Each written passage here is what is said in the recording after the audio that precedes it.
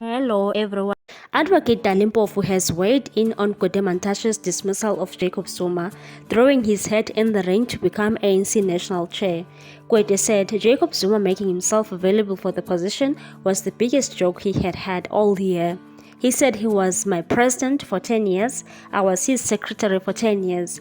I take that as the biggest joke of the year.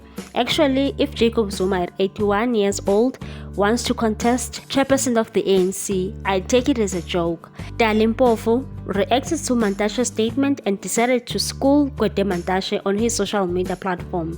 He tweeted, "Just saying, it's very important to know the history of your own organization to avoid embarrassing yourself." At the Durban ANC conference July 1991, we elected a 79-year-old Sisulu as the ANC deputy president. Now Gwede says it's a joke to nominate an 80-year-old for chairperson. Mr. Former President Jacob Zuma claimed to have been approached by some in the ANC who believe he can help renew the party if he stands for the position of national chair. Do you think Jacob Zuma will renew the ANC, or it's a disaster waiting to happen? Share your views on this one. Thanks for watching. Please subscribe for more news.